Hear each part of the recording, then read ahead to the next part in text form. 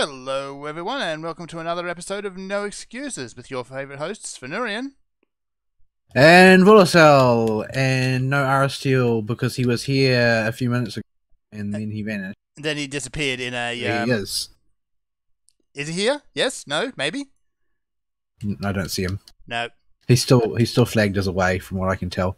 But Right. yeah, so he just sort of disappeared after a certain amount of background shouting, and there's not really anything that we know about it. So we're just going to mash on and start the show, and hopefully he'll show up later, or not. No, Yeah. since he didn't tell us anything. But yeah, if Yeah. anybody is wondering why I'm talking strangely, it's hurt. Yeah, I see, think I now... bit my tongue in sleep or something. It happens sometimes. I don't know why, but we all do yeah, stupid things sometimes. And I have no at idea any why. rate, But yeah. I've got an open ulcer on my tongue, so Bleh. making talking kind of unpleasant in various Mm. ways. But yeah, so first of all, if you'd like to get involved with the show, you can do so, and one of the ways you can do so is by sending us email at noexcusevtw@gmail.com, or you can follow us on the Twitter at noexcusevtw, or you can join us live in chat by going to our Discord server, which is most easily accessed by going to vtwproductions.com and clicking on our show logo, which should take you to our Discord server, and you can talk in any of the channels and mainly converse with Serathis since he keeps posting his weeb stuff in there. Yeah, like, from my point of view, he's a weeb. Yeah, I should tell you something. I actually got into a link fight with a friend of mine yesterday, who he claims to be the biggest weeb, and he eats pretty much nothing but Japanese food, and he's off to a trip to Japan in a month and all this. And then I hit him with Caramel Dancing, and he'd never seen or been subjected to, I suppose, Caramel Dancing. Well, isn't that like Swedish or something? Either way, I don't know that it's actually a weeb thing. Might be. Might be. But either way, now I am going to subject him to Caramel Dancing at every opportunity. As you do. Right. So I don't know why you would commit a war crime for a paltry reason like that, but right. So on the stream today, and also part of what I've been doing this week, is I'm playing a bit of Grimoire, which I picked up in the Australian developer sale, which has happened on Steam this week. I didn't even know this game was actually made by Australians, but there you go. I never know when things are made by New Zealanders. Do you know how long it was before I realised that Path of Exile was a New Zealand game? Path of Exile is the main one of note. So, yeah, this game, oh boy, it's about as old school as you can possibly get as far as Western RPGs go. That means you get a party, in this case a party of 8 people who manage to cram themselves into about a 1 square meter space. And that's you. Actually, I'm not gonna make new party members because that's gonna take some while just to load up a previous game. Boy. So it comes with everything you might expect from an old school dungeon crawler such as this. Completely obtuse menu design. Varying random spikes in difficulty. Mapping which kind of works. I don't want to go that way. There's a boss that way. And, yeah. The game definitely not telling you anything. Like, I'm afraid I can't really envision it, because when you said it was as old school as Western RPGs get, I imagined a Calabeth. Right. Instead. Did you ever play that? I did not play that one. It was released in the 70s. Oh, okay. Was made for Apple II. It was made entirely by Richard Garriott. Right. When he was a hobbyist, before he was a games creator, he was a hobbyist games. Let me see. Oh, yep. And so you're not far wrong. It's that kind of thing. Except with a bit more colour. Yeah. If you've ever played Wizardry. Now, Wizardry's weird. Oh, hang on. I think I found that boss regardless of whether I was looking for it or not. Yep, there it is. I'm probably going to die now. So, yeah, Wizardry was very, very strange. It was one of those games that was made before kind of high fantasy really got going. Like, just as Dungeons and Dragons was happening, but before everyone really got onto the Lord of the Rings kick. So, it starts off as high fantasy, and admittedly, Grimoire does much the same thing. But you could roll up an alien as one of your party members, and okay, it's a bit weird, but fine, whatever. So you start walking around, and next thing you know, you might be fighting aliens, or there might be a crashed spaceship in the middle of a high fantasy setting. And next thing you know, you're fighting evil sorcerers on the moon, because why not? Wait, what? Yeah, Did I miss a couple steps? No, that's pretty much wizardry. I see. So Grimoire looks like it's going much the same way. You can roll up not one but two different alien species. So I am expecting to fight Grim Sorcerers on the moon at some point. I see. Because, I mean, why wouldn't you? Let me see. I've got to figure out how to beat this snake, but I don't think I can because, yeah, in traditional means for this game, you can walk around the starting area and find fights that you are completely ill-equipped to handle. And just get absolutely steamrolled. Let me see. I've never been really sure how I feel about those. Yeah. Those killer. Like, I think that the best implementation of that is where you can actually theoretically kill it if you're insane. That's what I prefer. I think it's entirely possible to kill a lot of this stuff, but yeah, this is, of course, when D&D was getting underway. So you're at the mercy of the dice, my friend. The barbarian can get bless. So, yeah. You can't critical fumble, thankfully. But, yeah, you can just get a crappy roll and fail to penetrate armor. Let's try that again. Okay, battle away. So, I'm going to try to play some of that on the stream. Let's just see how this goes. I'm probably going to die miserably, though. I'm notably not... Oh, actually, I managed to hit a decent hit that time. So, what about the rest of my week? Sat down and watched a little bit of animes. I've already gone through about... the first 3/4 of Gridman. SSSS Gridman. The S's are such a burden to say. SSSS. Yeah, it's just Gridman. It is very, very good.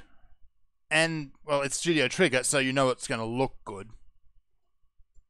I did not expect it to be very good. I thought it was going to be kind of rubbish, but... Yeah. Yeah, I did watch it all the way to the end. So... I went in expecting a little bit of cheese, admittedly, because of the genre it is. Like, it's giant robot man thing, possibly robot, I'm not exactly sure what he is, fighting kaiju.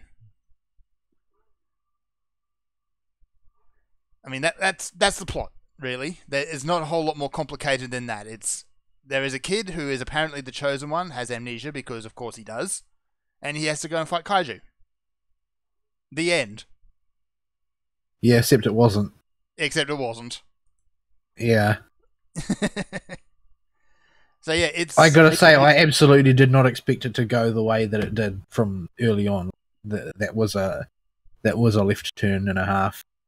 I think I'm up to... I think I'm about to dive into episode 9, I believe. I can see that there's a twist of some description coming. No idea what it actually is going to be, though. So we shall see, we shall see. Who else can't do a thing here? Oh, right.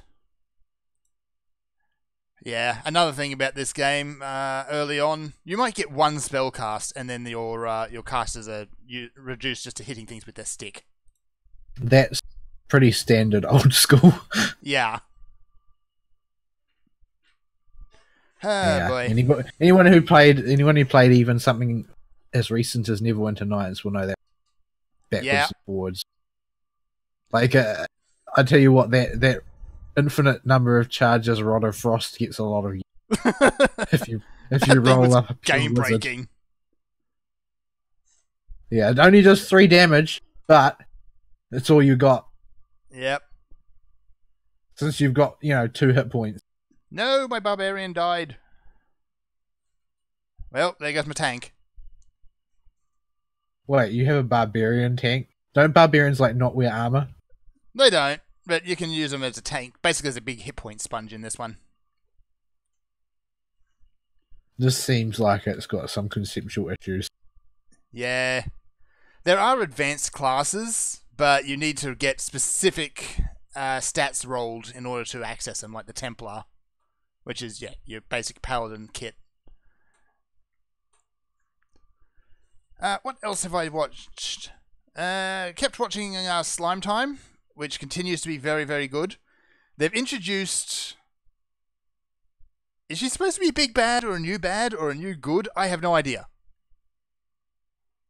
I think more sort of a barely collared wild card. Yeah. So, yeah, just a chaotic element thrown in there because reasons. Well, I think that the objective is that this is what, her introduction is what makes their little group important in the larger scheme of things, because ultimately they're just a town of monsters that lives in the forest. I mean, nobody went to bother. We don't have any else either. And admittedly, we're being deliberately vague here. We're trying to avoid spoilers. Go watch that show.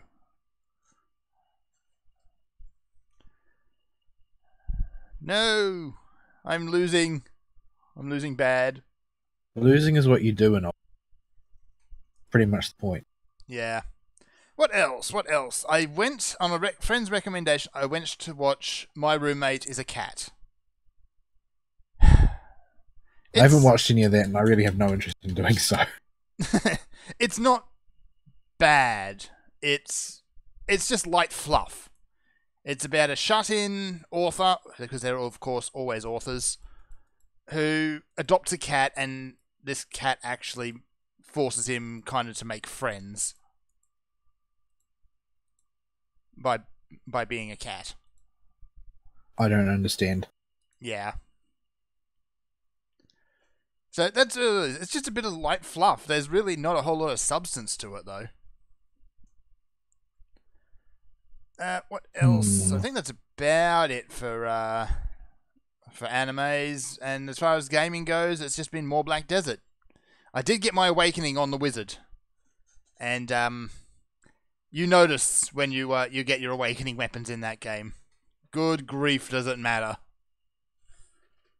Well, for a lot of classes, it basically changes your class. So yeah, depending on your class, you will just run with your awakening weapon and only flip back to your old weapon for support or the occasional nuke or whatever ability. Certain other classes don't do that. They'll flick back and forth all the time, like the ninja, and I believe the archer as well. But the wizard, no, you just go awakening. You use your staff for buffs and for your big nukes. Oh dear, there goes my ranger. You seem to be losing dudes at a pretty staggering rate here. Yeah, this boss gets so many attacks. It's like 10 attacks in its turn.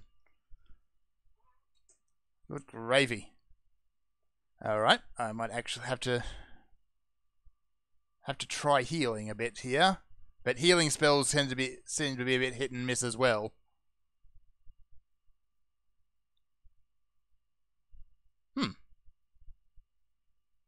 I'm not sure what happened there. My ranger just stood back up. Okay. I'm not arguing. Maybe he was just using Play Dead. Oh, no, I see what I've done. You don't seem to understand what's going on.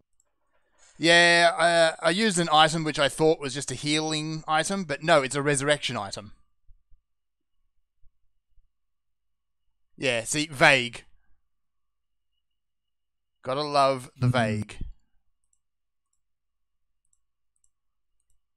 I think that's really about it for my week. It's been another week of work. And also Hoping Black you've Desert done more. grinding.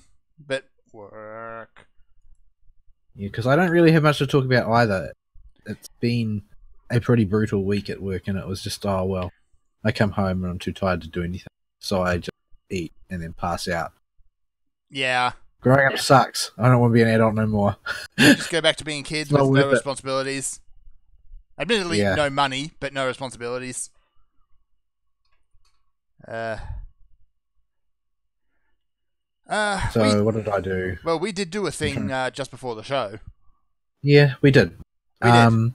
We failed. We failed miserably. It was pretty awful.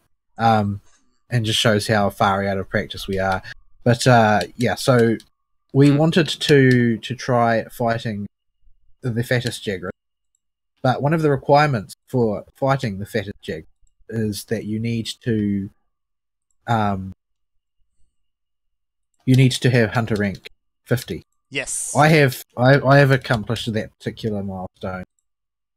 Fern didn't seem to be gaining any points, and we realised it was because he hadn't completed a particular story mission, and so we set about trying to solve the problem.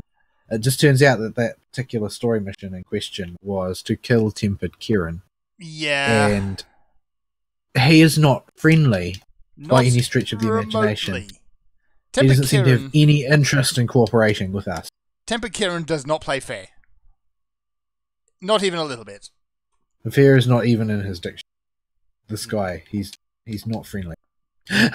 But so we had quite a number of attempts at him, and absolutely nothing. Yeah. He's not. And it sounds like Ari is finally here. Are we here, Ari? There he is. Yeah. Brief emergency. I had to step out. Took a bit more than 5 minutes to finish it, like I thought, but it's over. I'm back now. Sorry, folks, but I'm here. Right. Well, at any rate, we spent quite a few attempts at Kieran. Not pretty at all. No. We clearly need to do some practice to get back in the game before Not to trying to take mention- on. Probably should actually make some more suitable armor. I don't believe in suitable armor. Oh, my necromancer died. He wasn't doing anything anyway. So we kind of got kicked up and down the field by a thunder horse. Yeah, he's not very nice.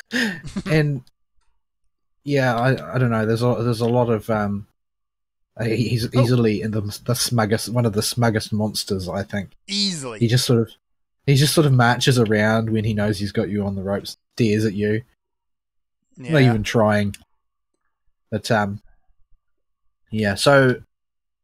Phil, we gave up on that after a while because Fern had to go do some stuff. I decided that since I had the requirements, I would go and poke at the great. Yeah. Oh, hey, I beat the boss. Fattest of Jagrasses. He's not kidding around. Like, he may be a great Jagras, but he's a serious business great Jagras. Great Jagras normally is an absolute pushover. You walk over, you whack him on the head a couple of times, he falls over, all done. He's a moving target dummy for new players. That's what he is for. Yes. But this particular exceptionally fat Jagras is not quite such a pushover. In fact, he is. I always build my armor sets tanky. I'm not very good at dodging things, and I use very heavy weapons mostly, so I tend to build quite tanky. Mm-hmm. He was able to effortlessly one-shot me with an iron skin pot. Yeesh. He just killed me outright. If I got under one of his particular attacks where he rears up and then attacks, that would just. He could two-shot me with any of his other normal attacks when he was in fat.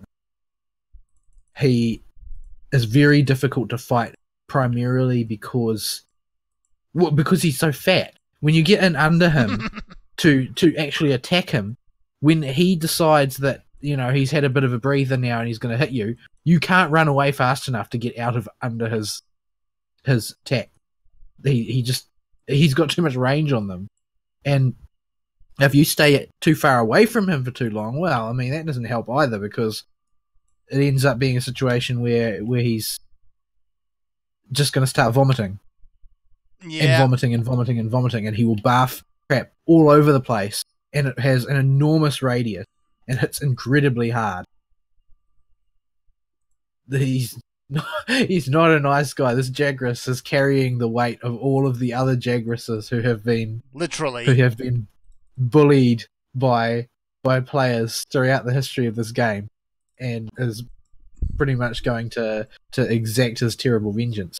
The good thing about fighting the fattest Jagras, who I singularly failed to kill, is that when he throws up, he tends to throw up decorations as well. Yes. So you can run around after him, grabbing decorations, pretty much. And when he needs to be in his fat mode, so that he does his vomitability and throws chunks of meat and acid everywhere.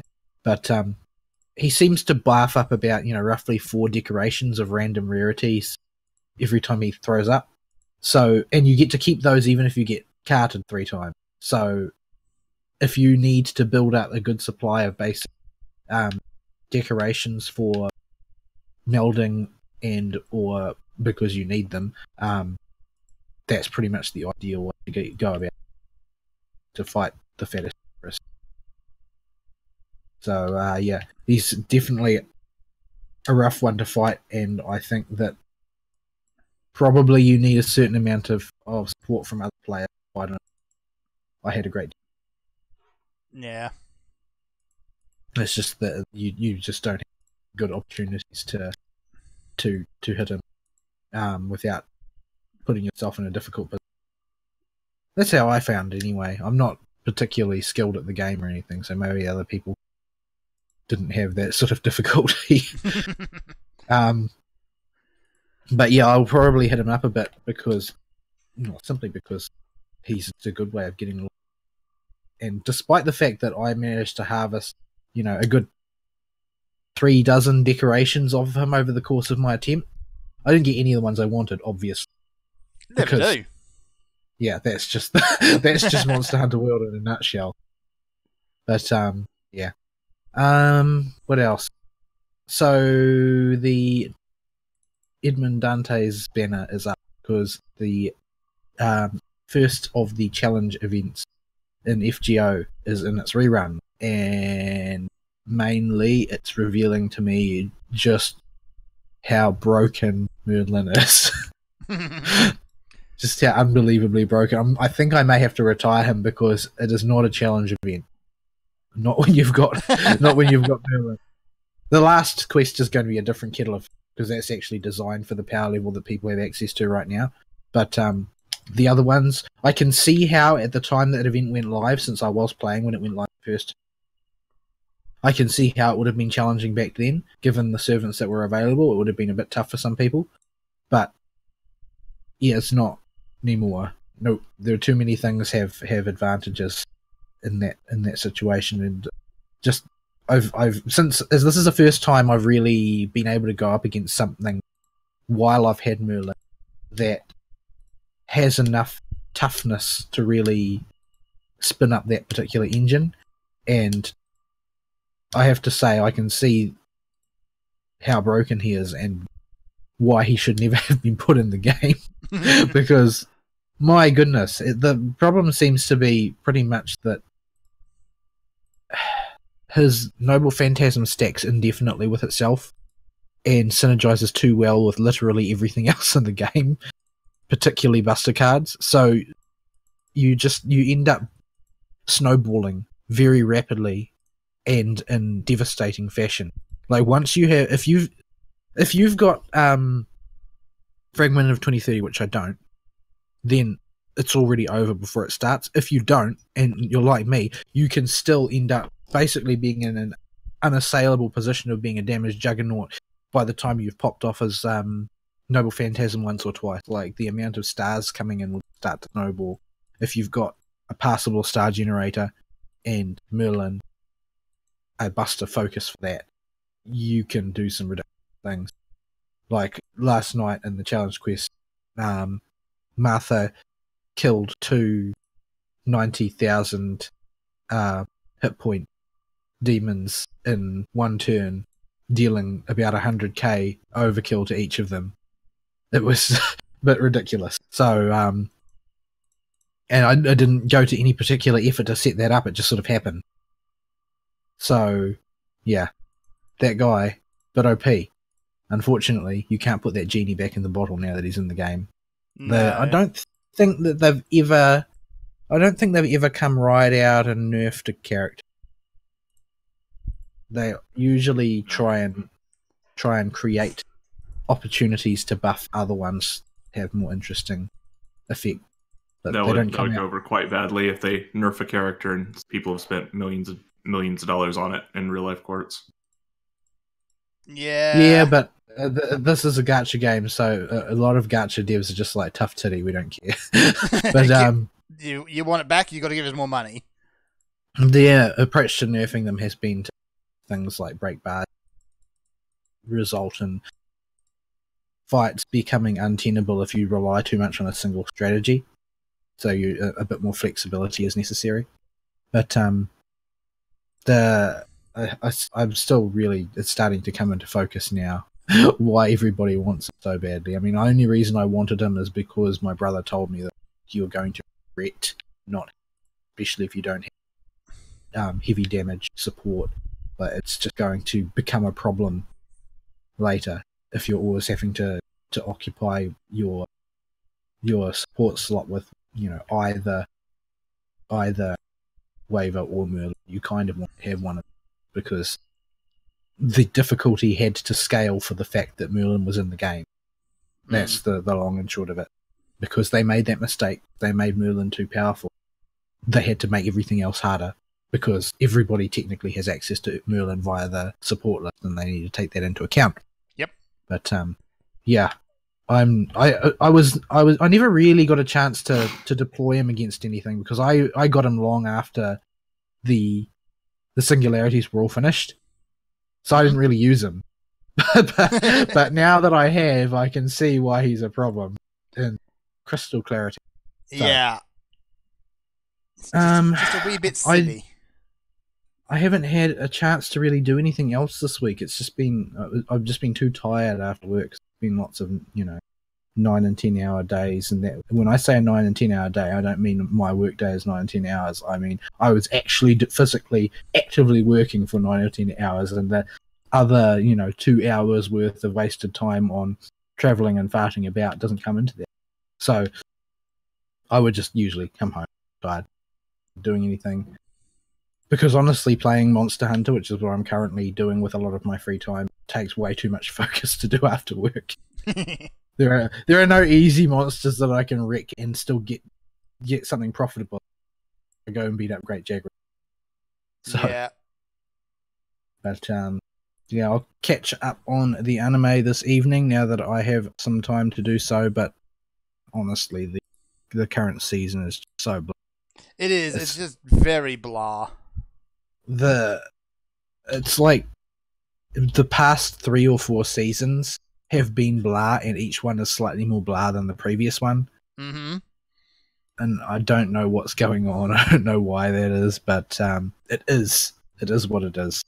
So we'll just have to wait and see how it goes. It has not.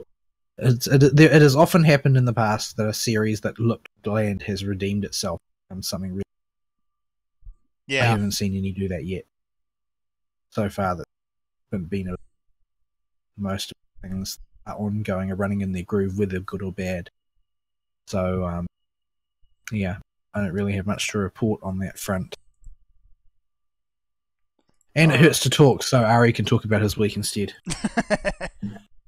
Okay. I don't know when y'all started, but I guess we can just keep going since I assume it was only 20 to 30 minutes ago. We started roughly on time. Roughly. Okay. As roughly as we usually do, anyway. Okay. So yeah, no big drama for why I was 20 minutes late. I just got stuck in traffic and run to the store to pick up prescriptions on the way back. So, yeah, thought it would take 15, took 45. But I got here. It's actually more remarkable that for once you were absent for a reason that didn't involve some kind of ridiculous drama. Yeah, no. Yeah. It was just there was just traffic. I think this happened like 4 times versus like the 20 or 30 something stupid's happened. Yeah. Bit of normality is actually quite welcome. Yeah, I don't have normal. That doesn't work. No. It's just not my life. So yeah. Unfortunately, my week has been incredibly busy. I've taken on a ton of responsibilities at work. I have a sick dog. I have a sick parent. I have another parent who can't do anything. Is he still stubbornly refusing to go to the hospital? No. He's back from the hospital, but he's got a billion medications he has to take because of the infection that showed up inside of his knee, despite no traumatic injury. Right. So, yeah, at-home IVs because he refused to stay at the hospital. It would be too expensive, he said. So, yeah. Yeah. So, yeah, I've just had a ton of stuff to do. But yeah. Let me see. I did finish a piece of media I can talk about. So I would try and finish it last week, and I committed every bit of free time I had to finishing Yakuza 0. Yes. So I got the platy in it, and this was an adventure. I don't know if I'm ever going to platy a Yakuza game ever again after this one. There are just some ridiculous requirements. And I'm going to focus on quite a few things that drove me insane, because this is I come at things from a completionist angle. Mm-hmm. So I go in thinking initially I might try to complete the game until I realize something is insane in it, and then I may or may not give up at that point. So when it comes to completing a Yakuza game, this means doing everything in the game. You have to find every single possible context-sensitive heat action, which are your big finishers you can spend your bar on, that you build up while you fight. So you have to run all around town to find like a bike post or a bike rack, and then throw people against it while you're standing in front of it while you have them grabbed from the front, or you have to grab them from the back and stand on the tail end of it to bring their butt down on top of the end of it, or various ways you can throw people on top of telephone poles. And you have to do all of these. Yes. Have we mentioned before that Yakuza is a very silly game? Yeah. That you can get very creative with how you use the environment in that game, and there is a lot of things you need to find laying around the environment that you just happen to have a heat action for both characters. So we'll start with the positives. The Yakuza 0 story is probably the best place in Yakuza to get started. I've been told this by pretty much everybody, and I can see why now. There's only one piece of context that you're going to view in the series way different than everybody else who started somewhere else. And that's with the second playable character. So in Yakuza 0, for those that don't know, you play as 2 characters. You play as the long-running series protagonist, Kiryu Kazuma, and you also play as the Ensemble Dark Horse that what used to be, and you don't know this if you're going into 0, if you're going in completely fresh, a lot of stuff ain't going to make sense unless you do know this, so I'll tell you ahead of time, is Goro Majima. And he is absolutely bonkers in the series.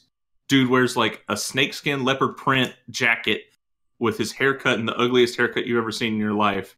He has an eye patch, and he just will do incredibly over-the-top stupid things because he's crazy, like drive a pink truck into enemies that are attacking you just to save your life because he wants to be the one to beat you up. Right. Like, the dude is absolutely unhinged and off the wall. He's crazy. When you first are introduced to him in 0, he is wearing a nice tux. His hair is long and pulled back in a ponytail with a proper cut. And he is running a cabaret club. What? A full cabaret club. Not a tiny little 6-seat hostess bar. This is a full cabaret. And he is the owner of this thing and is making money hand over fist for his family, his Yakuza family.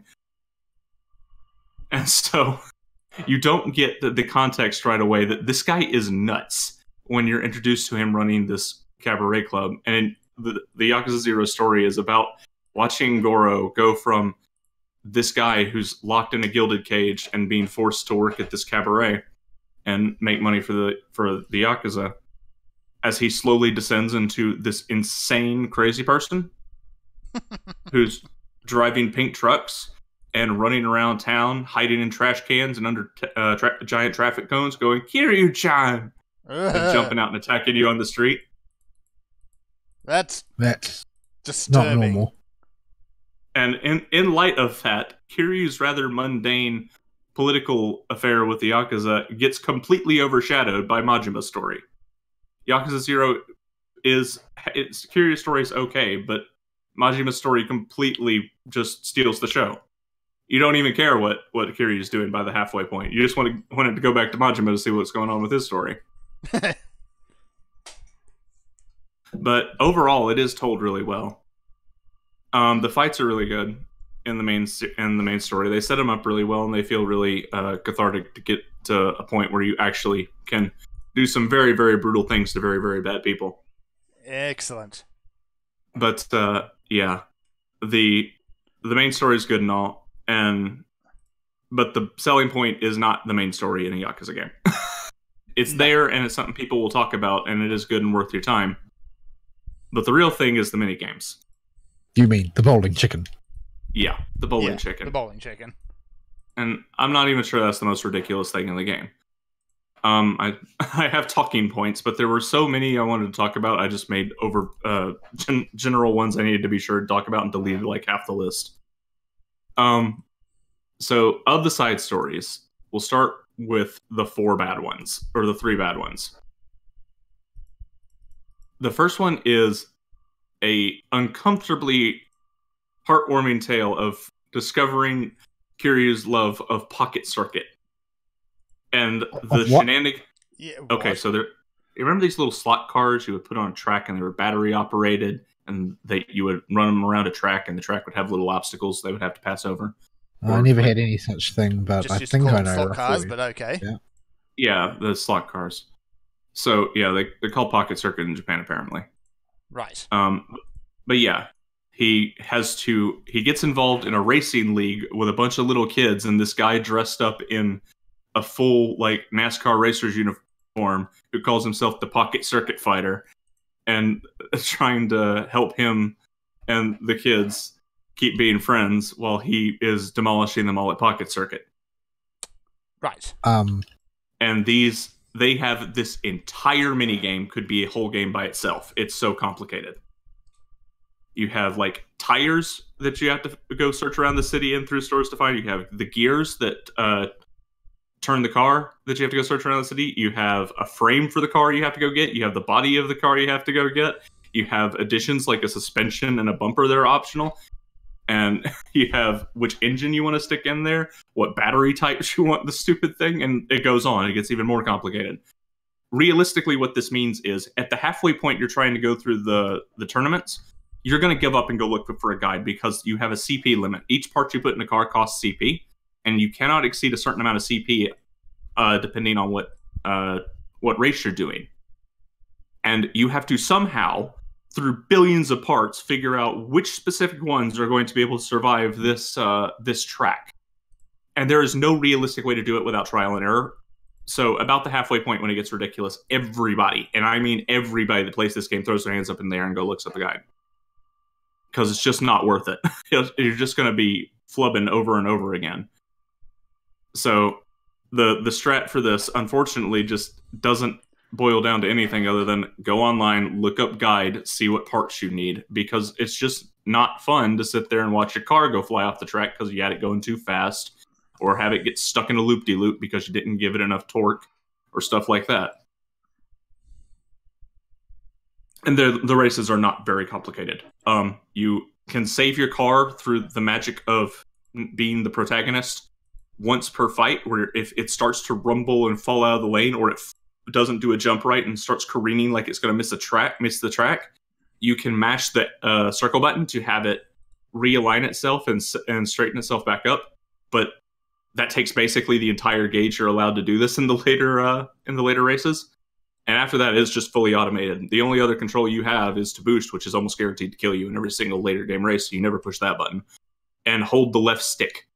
Or hold the stick to the right to speed up the race. That's it. Right. That's as complicated as this thing gets.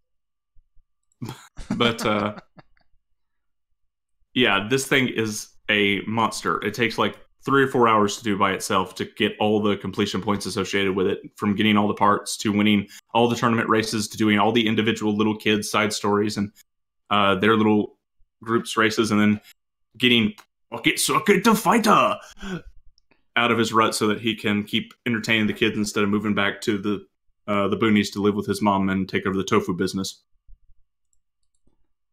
Right. I see. This is heartwarming, is it? Yeah. I'm not going to spoil the actual story and what happens for people that want to go play it, but yeah. At the end of the day, everything turns out great. And actually, in Yakuza Kiwami, you get to do it all again. This time I looked up a guide right away, so it only took an hour. Because I knew what I was in for, and they just ported it wholesale and continued the story in Yakuza Kiwami, which is a remake of the first game. Right. So the story continues, and you get to do the whole Pocket Circuit thing all over again with a brand new series of side stories. Why wouldn't you? Because they built this whole they built a whole dang sub game around this thing. They're gonna get their money's worth, dang it. The amount of depth time that went into this thing is probably not a small amount.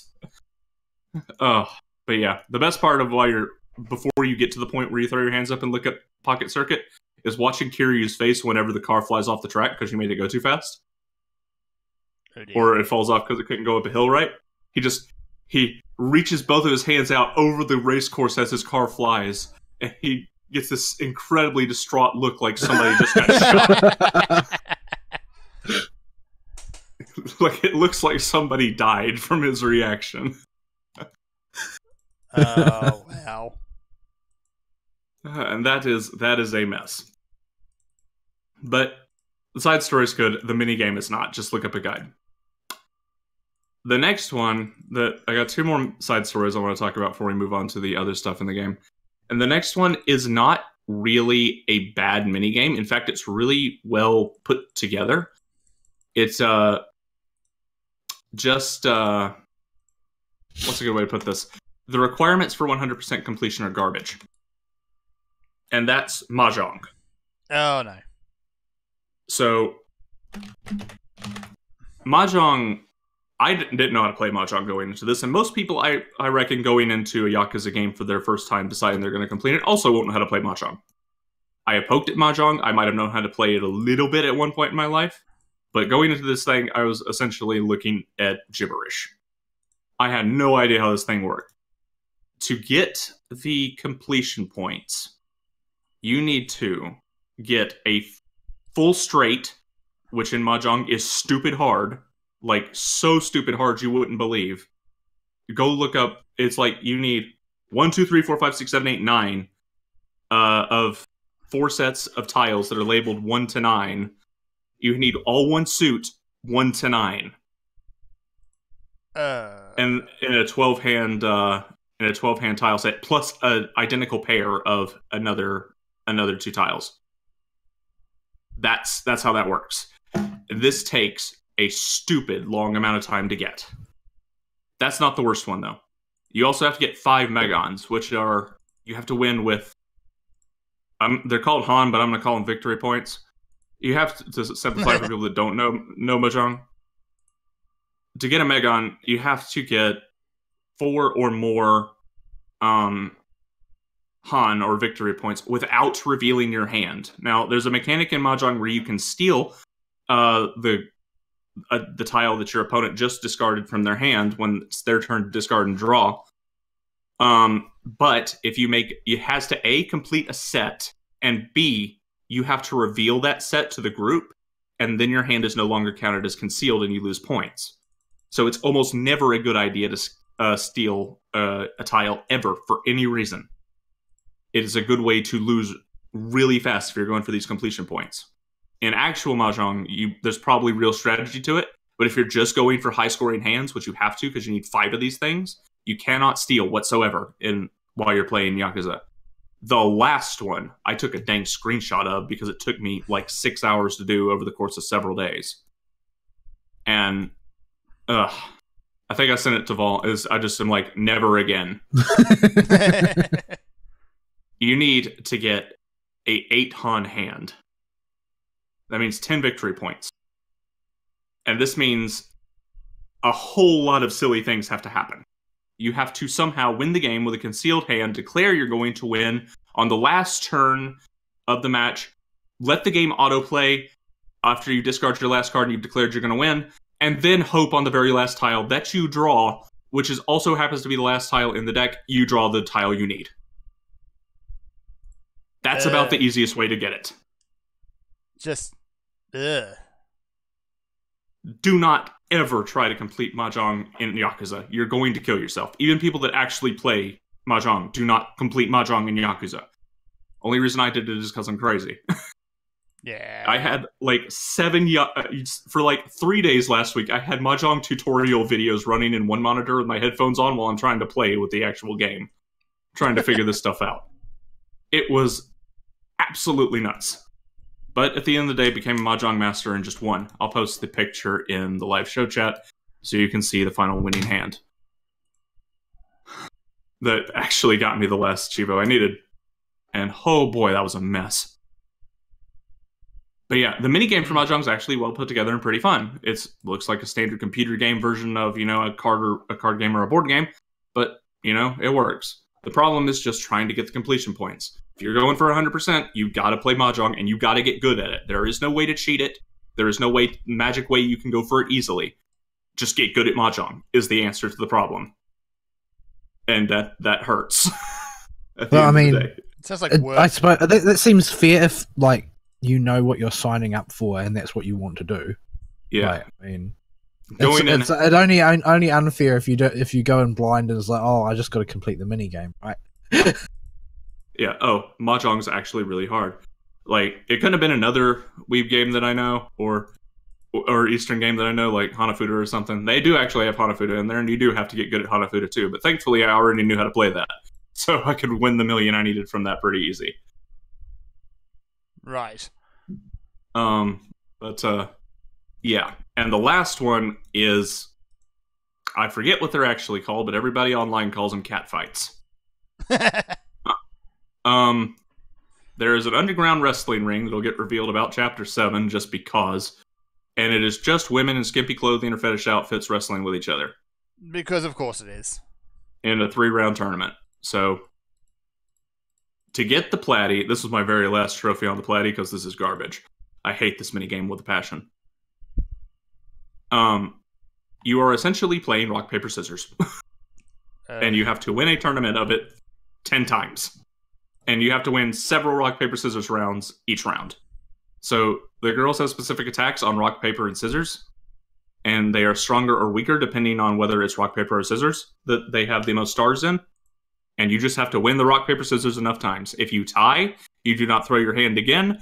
Instead, you have to Mario Party mash on the controller to get your girl to have a chance to win, which you cannot win every time. And the game has no way to tell you whether or not you're at a tie that the game's just going to give the computer.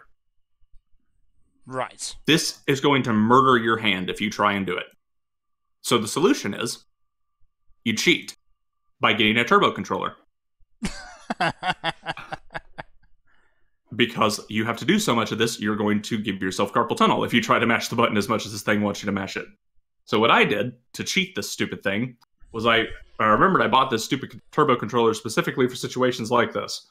And plugged that thing in, and anytime it came up with a tie, I just had X set to auto turbo at all times, and would just hold down the X button. And it was nice not having to mash anymore. And then it turns out there's another way you can cheat with a turbo controller. If they're randomly assigned at the start of each round, no matter what card you pick, your girl will either do a white, a blue, a green, a red, or a rainbow tier of attack. They each do more damage the further up it is. But if you get a rainbow attack, you can mash the circle button to make it do more damage. And if you have a turbo controller, that means you can one-shot your opponent. Right. Yeah. No 10 rounds per round of rock, paper, scissors. Just hold the circle button. If you get a rainbow and you win, it's a free win and it speeds it up considerably. This thing goes from a million-year project to you can do it in less than an hour. So, thankfully, that was not so bad for me. But if you are going for completion in this game and you do not have a turbo controller, I recommend you invest in one. Otherwise, you're going to hate yourself. Right. Yeah. So, that is the mini games. There's a few more aspects to the game. Since I have not talked about new media for you guys in a while, I'll go over the whole thing. The last bit is the climax battles. And for the most part, these are really fun. These are your super duper hard mode challenges set on legend difficulty that give you pre-canned requirements and setups that you have to use to beat them. So, for instance, you'll be giving a strong version of Kazuma, and you can use him however you want, but if you take a single hit, you die, and the enemies all have moves that hit really fast and may not do a lot of damage in reality, but if they hit you at all, you lose the challenge. Stuff like that. Or you have 10 seconds to clear a group of 12 dudes who all have weapons, and you have to figure out the trick to killing them all very quickly. Which usually means turn around, look for a guy with a gun, beat him up in 3 seconds, grab the gun, and shoot everybody. And the last ones are a lot of fun, but are going to be really frustrating for people that did not complete the game and develop some form of mastery over the combat system. And the first two are you have to beat all of Kiryu's bosses back to back to back to back to back with getting only 10% of your health back between fights. The next one, you have to beat all of Majima's bosses with the exact same criteria. The difference is, A, they're on legend difficulty, B, their health bars are quadrupled from the normal legend difficulty. So the answer is, did you learn the boss and know its patterns, or are you going to get wrecked? So you need to figure it out real quick. Thankfully, most of Majima's are pretty easy because he has a absolutely broken stance called the breaker stance where he's breakdancing. What? And he has a busted move, which I have affectionately called putting people in the blender. And what this does is you mash square until he goes into a crouching position, and then you immediately start mashing triangle, and as long as you can mash triangle up to a limit of about 10 seconds, he will just breakdance on the ground, and if you can move him slowly, but not all the way across the map while he's doing this, and anything that gets caught in his vortex of doom gets stun locked, knocked on the ground in a hard knockdown state, and he will do like half their health and damage, even if it's these quadruple health legend bosses. So you can breakdance your way to the top with Majima, unless you come up against future head of the Tojo clan, Sarah, who, despite having basically no screen time in the rest of the series, in his prime in this game, shows up and has the most unfair abilities you've ever seen in your life when you actually have to do the fight legitimately and can't muscle your way through it.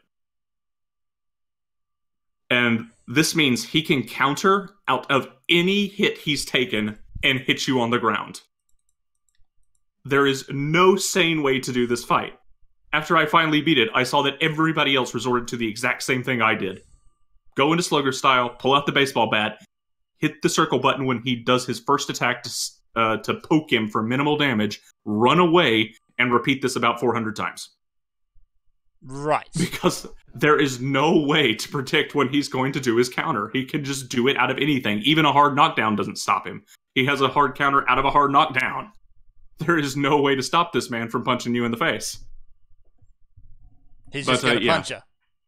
Yep. And that is by far the hardest fight in the game. So if you're going into the climax battles, be prepared to have that one in particular take a long time. The rest are all just get good at the game. After that one, that's only the second out of the 6 ultimate climax battles. But the last are just super marathons, where you fight the other guys' bosses, all of them, back to back to back. But they don't have their health jacked into the stratosphere, and they don't have their damage higher than legend difficulty. So they're more manageable, and you get 10% of your health back between rounds. Mm-hmm. The last one is a 10-boss marathon for each character. Each one has 10 bosses they have to chew through. And they're not nearly as bad. You can even muscle your way through Sarah when he pops up in those, because you just have enough health to play with. And they don't have 1 billion HP. So they're not that bad. But yeah, they're a lot of fun. The only bad one I would warn people about, aside from Sarah, if you're planning on doing completion stuff for the game is the one where you have to beat Mr. Shakedown stuck in an alleyway. Because the usual strat, if you're playing the game that you're going to come up with on your own, is to realize that all of his attacks telegraph like 3 years before they actually go off, and then get him to charge, and then let him charge past you by running around a big wide open area, and then just go and whacking him a couple times and letting him do that again until you kill him. You can't do this in an alleyway because he can fill the whole alleyway. So you have to figure out ways to block and backstep away from his stuff as it's coming. And that would be fine, except for the fact the camera doesn't know what to do when it's contained in an alleyway. It gets stuck, and you cannot spin the dumb thing. So if he muscles his way past you during charge, and you still, even if you block it and you're just fine, you can't see him after that point, because he's on the other side, and you've got to muscle this camera that's got to move like it's stuck on the wall. Right. So the trick is to back yourself into a corner right away, and just get good at reading his tells, instead of trying to budge with that camera, because you're not going to win fighting the camera. You can't beat the camera boss. Nobody's ever beaten the camera boss. So just make the camera boss a non-issue. Just find a corner where the camera doesn't act up and you can see everything he does, and just go from there. All right. So that is Yakuza 0. I've highlighted a bunch of the stuff to be wary of while completing it, but overall, this I talked about some of the highlights last week, like the chicken at the bowling who comes to help you in your real estate agency. That's another thing I want to talk about real quick, is the businesses. So because this is the Japanese economic boom, this is another thing you'll miss going into Yakuza 0 from not playing the other games. The reason the pricing seems really wonky in Yakuza 0 is because it takes place during the Japanese economic boom, right before the bubble burst. So everybody, even street thugs, have like 200,000 yen just in their pocket you can punch out of them. But the shops all still have the prices from all the other games, so everything in the game is dirt cheap. You can buy stacks and stacks of healing items, no problemo, in 0. And then money is also your experience points. When your first instructor, as Kiryu Baka says, you need to invest in yourself, you might think, oh, I got to go pay a trainer or something. No. You literally just inject money into your character's ability wheel. So you go into the game, and you can do these businesses that get you billions and billions of yen that you can throw around however you want, which kind of makes the fact that the first game takes place over a dispute of 10 billion, not that significant anymore. Like, dude, you could have asked me back in '88, and I could have just gone to my real estate agency and picked that up overnight. But yeah, Kiryu's is a Facebook game. It's not very fun. It's quite bad. Majima's is a mobile game, but it's a lot of fun because it has a whole bunch of other elements tied to it. He picks up a second cabaret club, a much smaller one, an actual cabaret club, not a full cabaret. And he has to raise it up to be a prosperous cabaret club and take out all the rival minor cabaret clubs in town that are trying to move in on both this minor club's territory and his big one called the Grand, that's part of the story. And this means taking the girls out on dates, getting to know all the girls, helping them get matched with the right people when they come in the club, keeping the people in the club entertained long enough, and meeting all the girls' requests for stuff, and basically being the only floor manager and waiter there while you run around these 6 tables and try to keep them filled with girls that the guests like. And as you play through it, you unlock more girls to get to know the stories of and stuff. And all the sub-story characters that had significant female characters, including the old-haired lady with the leopard shirt and the purple hair, can show up and be hostesses at the club. I see.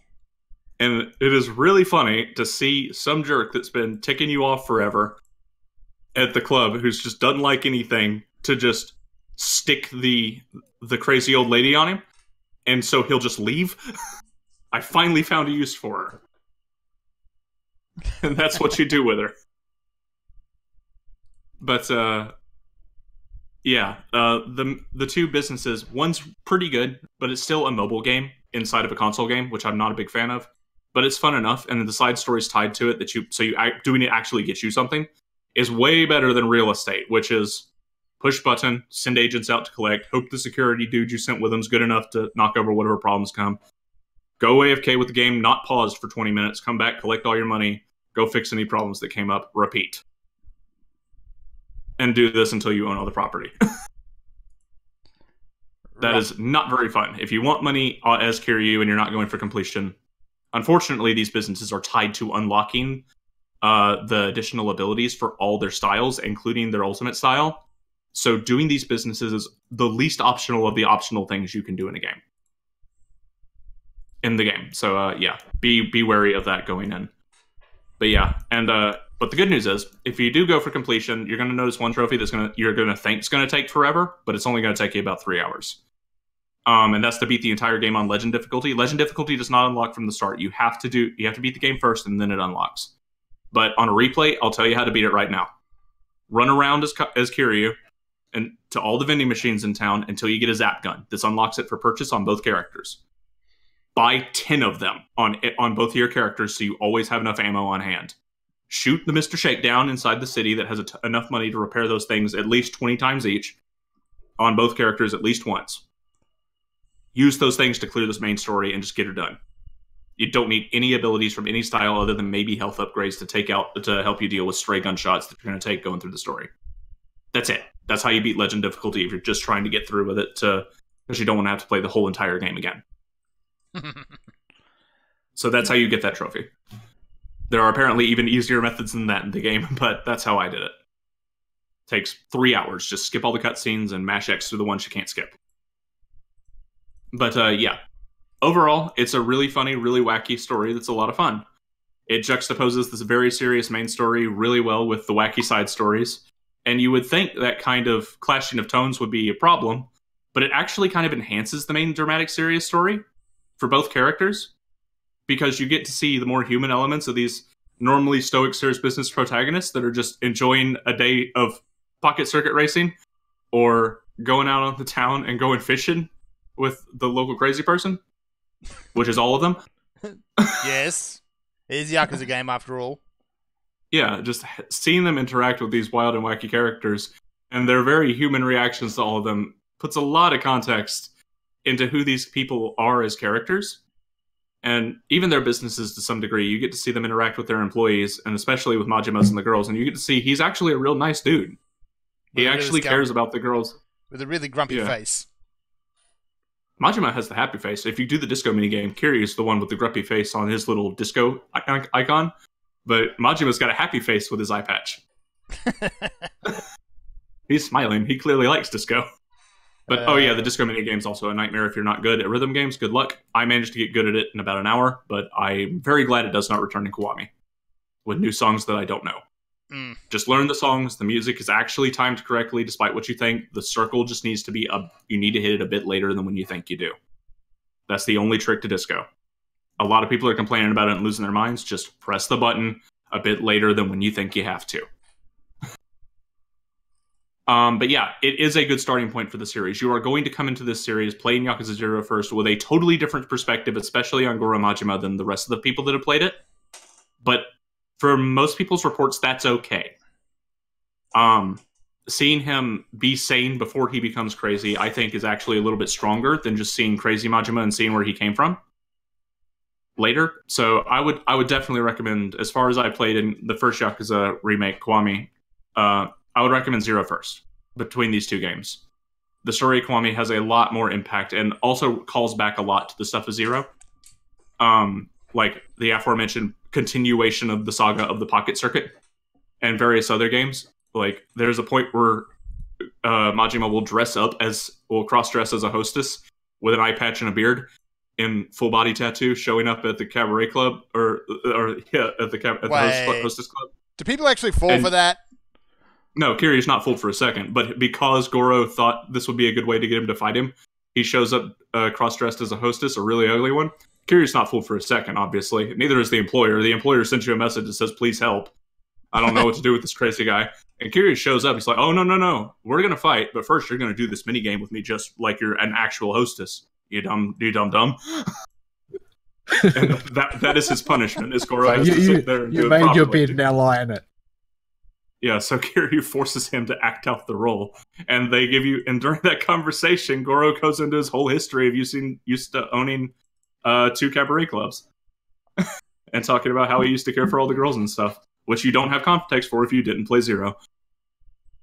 But yeah, it's totally worth it. Just know if you're going in for completion, you're going in for the long haul. And it took me a month about on the limited free time I had. If I didn't have the insane load of stuff I've had to do the past month, it probably would have taken me about 2 weeks even then of seriously putting my free time into it. So yeah, just know what you're getting into going into it if you plan to complete it, but it's totally worth your time. Yakuza is a very good series, and I'm kind of sad I slept on it this long. So there is your review for the bit of media this week. Vol already talked about FGO. I don't really have much to talk about. I'm not even up to the day on the challenge quest. I'm a day behind. I did roll Dante's. Yeah, you rolled one. Yeah, I blew 450-ish quartz on the banner and just went ham. I got 2 new servants in addition to Dante's. I actually got Dante's pretty early in the roll, but I already decided to go ham for it anyway. But I got Siegfried to level 5, Noble Phantasm. It happened. So I have Siggy at MP5. Because I do. And let's see, I got Beowulf and Helena were my other 2 new servants I got. So Helena's decent. Beowulf. I mean, I guess he can go on the Zerker Beat Stick Daily team or something when I finally get him leveled, which will be a while because Dante's is quite a material investment. Other than that, I got a second Orion. And yeah, I got the Dits again. Woo. Yay. Again. Yeah. If it was a dupe of a 5-star I actually liked, I would be happy, but not the Dits. There's never a reason to use the Dits. I was really disappointed. Overall, there were some good craft essences. I got another K-Scope. I got another Formal Craft. I got 3 Black Grails. So I have a Black Grail that is 1 away from being Major League Baseballed. Somehow. Which will make it really good when I get it. Slap that on Cleo and watch snakes blow people up. But yeah, it's more FGO. Not a whole lot to talk about with actually playing it. I've only done the very first, I've only done the first 2 of the quests that are out right now. So I'm about I'm 1 or 2 days behind. But yeah, did get Dante's at least during the madness, so that's good. I'll live with MP1. My dog just had a vet visit today, so I'm using that to justify not trying to sink any money to get him to MP2 for no reason at all. But yeah, all the iTunes gift cards were used up. I used up, I think, 50 of my own. 60 of my own, because I had 250 cards, and I used $30 of my own money to get the biggest package twice. So yeah, that's how much quartz went into things. There were a few other minor things and stuff I'm sure that was good that I can't remember off the top of my head. But yeah, that was FGO. So there's your media coverage, mostly Yakuza stuff. I did say I would try and finish it, and I did. All right, we should take a break. We should. All right, we're going to go on a break, folks, and we will be right back with some good news.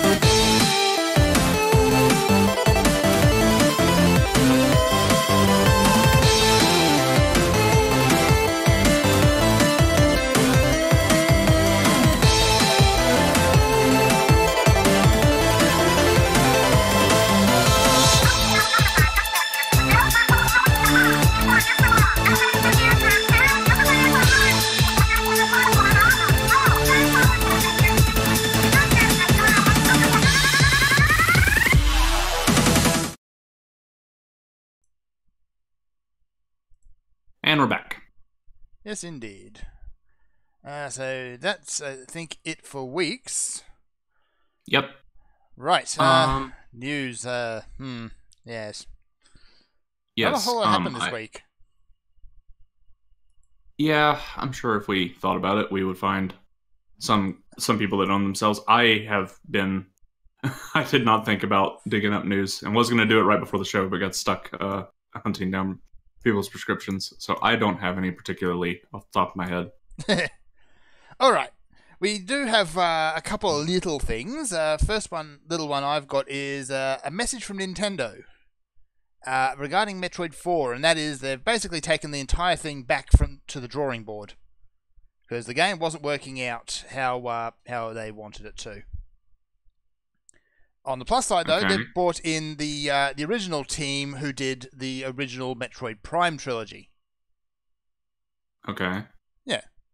What's not more notable, I think, about this announcement is they actually put together a video and stuck it up on YouTube to announce this instead of doing a press release. Yeah. So I thought Retro was involved to begin with. I thought they were as well, but they apparently weren't, and the game just didn't quite work without them. Yeah. Huh. Yeah. It's not like it's a particularly complicated game to put together a sequel for. They might have got. There's a lot of things it could be, but I don't know. That's weird. I also, I really thought Retro was involved with it. I'm pretty sure that might have just been a rumor then that Retro was involved with it at the time. But it seems kind of silly. They've done a lot of stuff for Nintendo even since then. I think they did the Donkey Kong stuff. There's no reason they shouldn't have had the two teams communicating. Yeah. Or at least at a meeting or something. Yeah. So, yeah, that makes sense. Yeah. Yeah. So it also makes me a little worried about what happened with it. Like, how do you get to a point where you just had to go, with Metroid Prime of all things, you're in first person and you go around and scan stuff and shoot stuff. I think they wouldn't be surprised if they're a bit wary of getting it wrong this time around. I mean, Metroid Other M happened. Well, the thing is, you don't actually know that that's what it was like. Yeah. For all we know, they could have tried something novel and ambitious, and it didn't work out. Yeah. But yeah, I just I don't know. There's a lot of things it could be, and Nintendo does have a history of innovation for innovation's sake, even when it's a bad idea. Yes. So who knows? They have done weird stuff with the Prime trilogy or the Prime series before with the DS one and the absolutely Force and Federation Force. But yeah, yeah. I do think that them not wanting to absolutely demolish one of their core IPs by making another bad game after the recent string of bad ones the series has had. So Yeah. they really need a home run with Metroid Prime 4. If they don't get one, Metroid's going to be put on ice for a while probably. Yeah, it'll probably be it for a while. Yeah, I don't if know. not, retire. Do they really do that? Does Nintendo really do that? There doesn't really seem to be a lot of rhyme or reason to when they put things on ice at Nintendo. That's true. I don't know. But if they were a normal company, it would be a reason to put the thing on ice. If they had, if 3 of the last 4 games were disasters when Metroid Prime 4 came out, that would be, most sane companies would put the franchise on ice. Well, but it's already had its time on ice sort of too, hard so. to compare because, like, these days in Western games, it's like they're not all from the same series, but every one of the recent games has been a disaster. Like that's just the pattern for a lot of companies right now. They can't seem to pull out a win. Yeah, it's a different environment in the Japanese games industry, but I don't know any of the drama llamas or complexities there. They're much more closed book anyway over there for the games that are coming, so it's hard to really tell. And Nintendo's always been like 30 years behind the times anyway, so who knows what they're thinking. Yeah, I'm kind of grateful for them being 30 years behind the times at the moment, though. That just means when after the current industry in the West goes bust and starts to pick back up again, while we're gaining steam again, they're going to hit the point we're at right now in Japan, and we're going to start getting yearly broken versions of games that are trying to push whatever the agenda of the day is. Only if they're completely blind to what's been going on.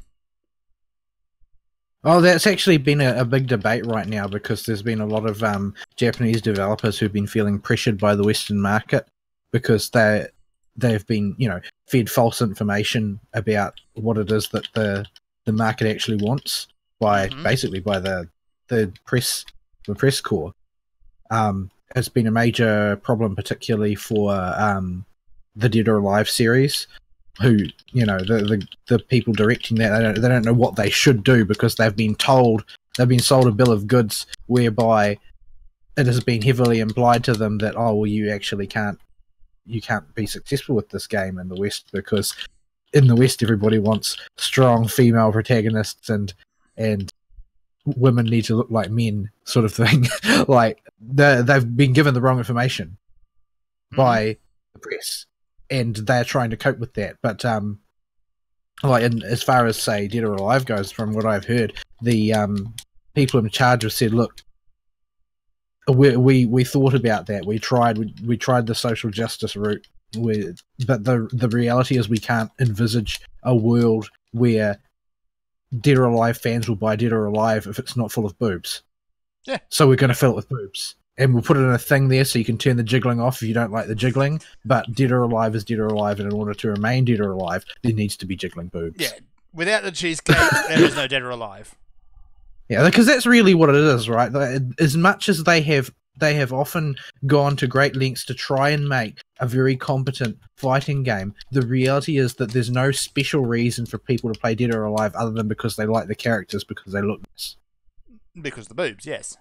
And every new character that they introduce is just they're usually archetypes. They're usually archetypes of physical appearance. Mm-hmm. So they know deep down what it is that keeps that series ticking. But there's just this contingent of people who are muddying the waters with ideology. Yeah. So yeah, and I haven't investigated it, but like on the anime front, I heard that the guy writing Sword Art Online has been convinced that he needs to, update his approach to meet Western sensibilities. Oh, because that's gonna work real well, right? A harem wish fulfillment fantasy where there's no cheesecake. That's gonna work great, I'm sure. Oh well. Like I mind need another you, reason not to watch Sword Art Online. The way that people have treated Sword Art Online, I guess it's entirely possible that he has become convinced that he's writing high literature. But it's garbage. I don't know. Yeah, I don't know. So I suppose while we're on the topic of anime, there is of course the drama of the Crunchyroll Awards. The so-called Crunchyroll Awards. Yeah, they've Did we not already talk about that? Not on the show, no. Huh. Okay. Yeah, these I haven't watched or read anything about it, but even their sponsors on YouTube are the people that regularly shill Crunchyroll have, in an episode deliberately not sponsored by Crunchyroll, been making fun of this. Yeah. Yeah. Well, the reality is that Crunchyroll is now working at cross purposes to the people who are promoting them, because the people who are promoting them have their favorites to promote as well in a given season. I mean, the reason why they do these shows is because they're weeb. That's just the reality of it. Mm-hmm. And if you want weebs to work for you, you can't dump on their favorite things. That's as simple as that. Nope. Because weebs will let you know when they are dissatisfied. Loudly and nasally. So, in this case, they are basically blacklisting Goblin Slayer. They're not just blacklisting Goblin Slayer, they're blacklisting anything that they find objectionable, and they are promoting things that are flagrantly unpopular but push their agenda. Like, for instance, the Zombie Idol one had pretty mixed popularity. Yeah. But it had a it had a transgender character, so it was basically an automatic win in their book, sort of thing. Like there's no that series was so unremarkable in most respects that nobody's going to remember it in a few years' time. Only thing memorable is the producer. Yeah, everybody likes the producer. The other characters are forgettable, but one of them ticks a checkbox. So I guess we need to make sure that gets to be a nominee easily, despite the fact nobody cares about the show.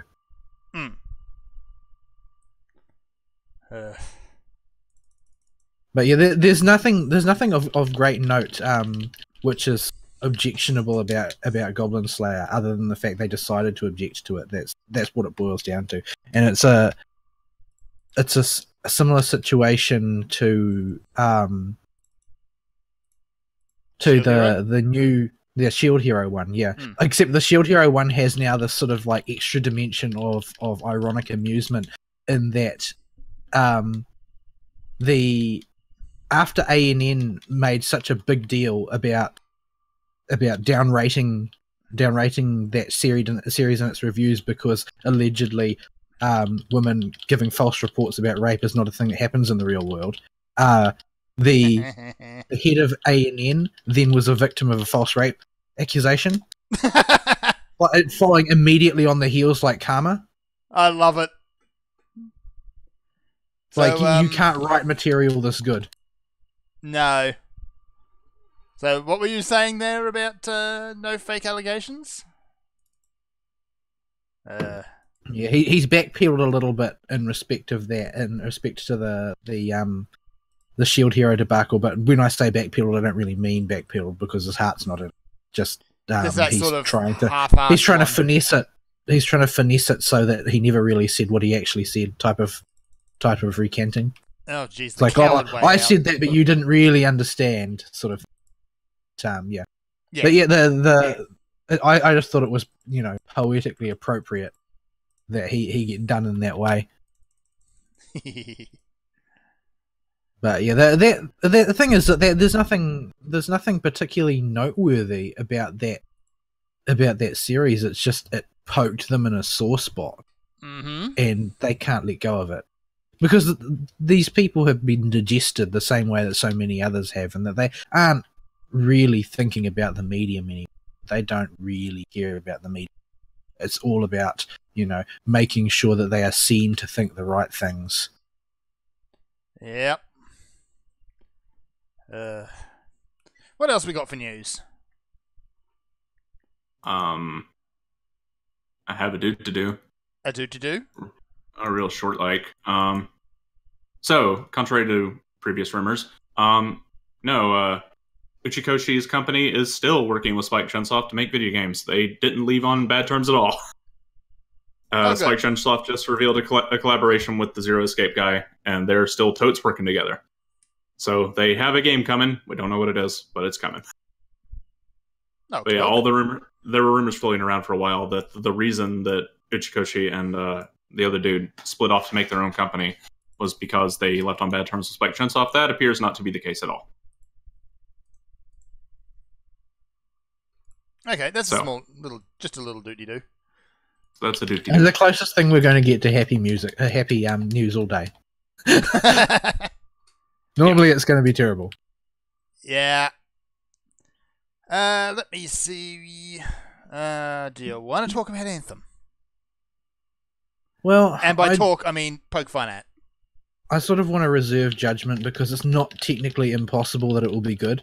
I haven't played it, and I can't really give a fair appraisal, but indications are not good. Nope, they are not. Yeah. For a game with so much writing on it, I don't know. This one's going to be fun to follow once it comes out to see who says what. All right. So we've got the VIP beta, as they're calling it, happening at the moment. It's just a closed beta. It's just a closed beta, yeah. Invite only. Well, I heard that they were calling it a demo rather than a beta. They are, actually. They're calling it a demo. Which sort of implies completion and a certain amount of polish, which is something that it lacks. It seems like a lie. Yeah. So, yeah, it's been a bit of a mess. This game was invite only, so only people who had the correct code could get into it. Yet, the servers were Well, unplayable some for 10 people. hours. Some people who had the code couldn't get in because it didn't work properly. Because EA. What game is this again? Anthem. Anthem. Oh, Anthem. Okay. So there's another Destiny game that's 3. in close beta right now. It's doing a similar thing. Yeah. So it's been fun. There's bugs all over the place. Apparently, EA somehow managed to DDoS themselves while starting this up. Don't ask me how. I have no idea. Probably just netcode incompetence. Yeah, Probably. Back wedges signals together until some gate opens and lets them through and floods their servers all at once. Yep.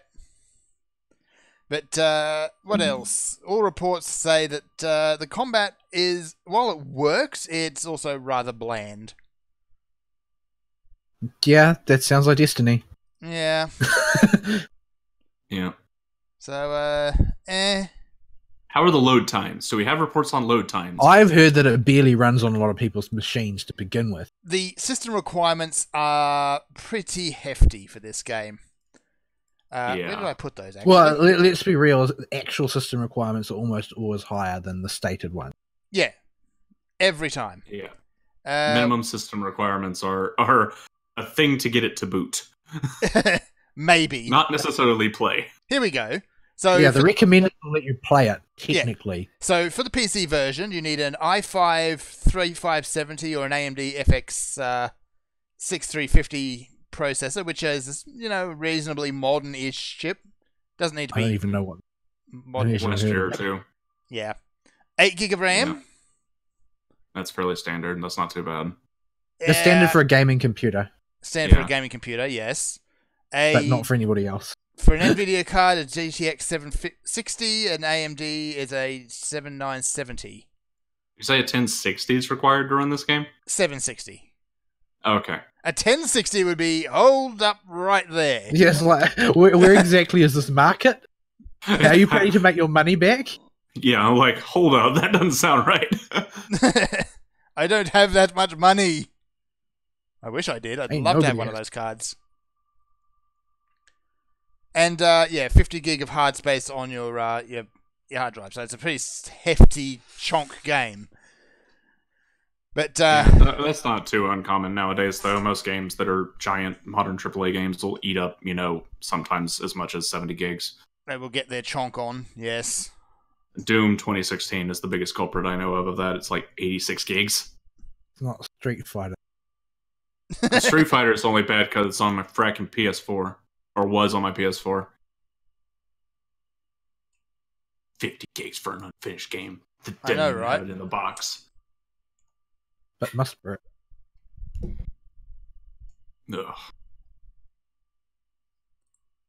Ugh. So Yeah, Anthem's a thing.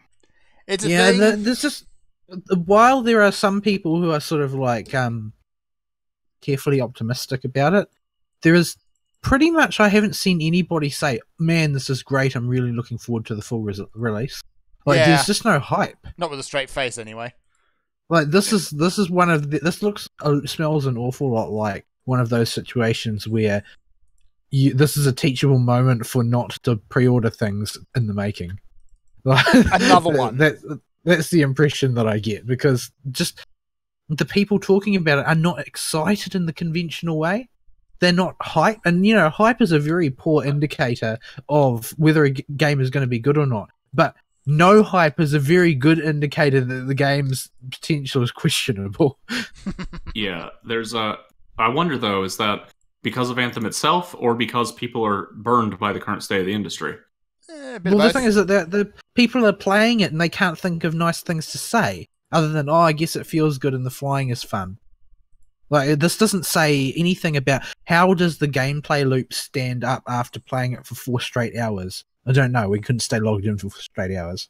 This is what we don't have any information suggesting that the game is actually good to play as a long-term commitment, because you've got to keep in mind this is a Destiny clone.